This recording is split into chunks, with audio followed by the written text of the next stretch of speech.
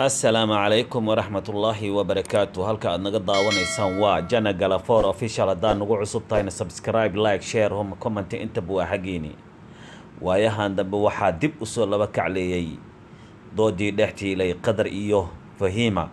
haddaba Qadar iyo Fahima doodoodii aad ayay u dheeraatay, way isqabqabsi ayaa meesha soo galay. qof walba wuxuu sheeganayaa inuu isaga qaldan yahay.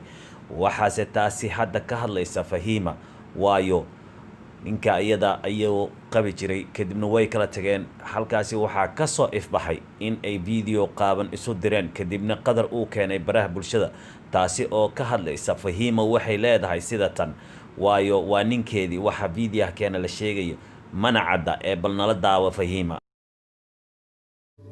ilaa hadda waxaan ka hayaa 500 video fahmaysin. marka dhaqankeena waa nooca ahaa, dhaqankan ku dhaqmayna nooca ahaa inaan iskula hadalno video, inaan video isku dirno. asagana uu isoo diray, anigana waa u diray. nin inaag isqabana video waxaan boqol haday ka badnayn 200 video aan leeyahay. wuu hayaa Qadar, wuu hayaa maxaa la dhahaa, shaqada markuu jira u diraayay, markuu musqusha ku jira u diraayay, markuu wuxuu ahaa dabci aan lahaayo ahaa in qofaa jeceshahay inaa wax fiican samaynaysid aad ninkaaga subxaan allah. taasi waa qaayadoo jirta ayaa haddana waxaa dhacday in ay mataqaanaa ay arrintaasi aad iyo aad ay usii laba kacleysay. kadib halkaasina uu ka yimid isqabqabsi heer laysla gaaray in booliska laisu sheego. taasina waxaa inooga hadlaysa gabar baraha bulshada ku jirta, magaceedana la yiraahdo Fardowsa Jiib. waxa ay sheegaysaa sir qarsoon ee ay ka hadlaysaa, sirtaas oo weli aanan lagu maqrin baraha bulshada. haddaba waxaan idin leenahay nala daawada Fardowsa Jiib arrinteedii ay soo bandhigtay, taasoo ay ka sheekeynayso xaaladda ay marayso Fahima, taasoo ay doonaysa in ay samcadiisa kaga disho wiilkaas.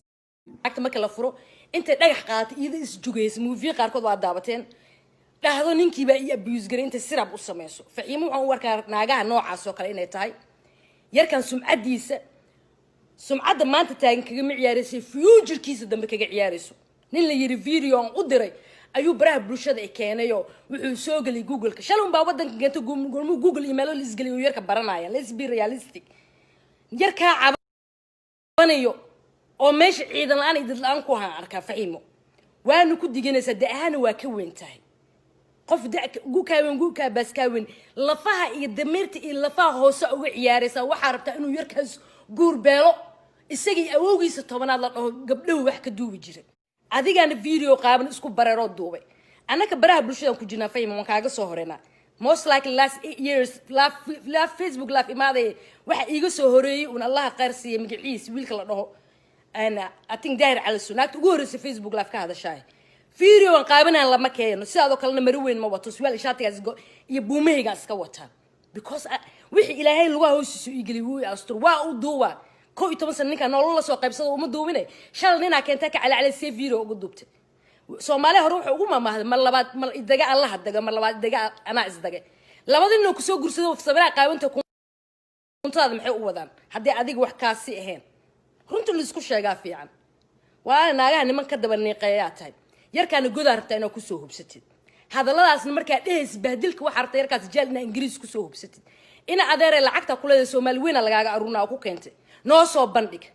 anaka u aruunayn marabnu wiil maskiin ah wadanka keento hal qof ku haysan tulkiisa dhan kor iyo Soomaaliya joogto. sheekadaasaan ku maqla waay ina jeel geesidaa.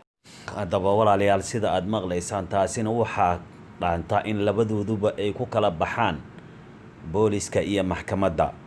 halka aad weli ka daawanaysaan waa Jana Galafour official.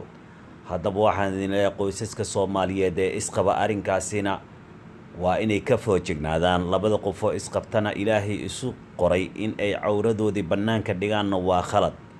haddaba walaalayaal qoysaska Soomaaliyeed waxaan ka codsanayaa in ay waxyaabahan baraha bulshada ka socda in aysan caado ka dhigan, aysan qaadan, aysan ku dhaqminba. dadka ku dhaqmay waa dad damiirka ka dhintay halka aad weli naga daawanaysaanna waa Jana Galafoor Official sidaa iyo nabadgelyo wasalaamu calaykum waraxmatullaahi wabarakaatuh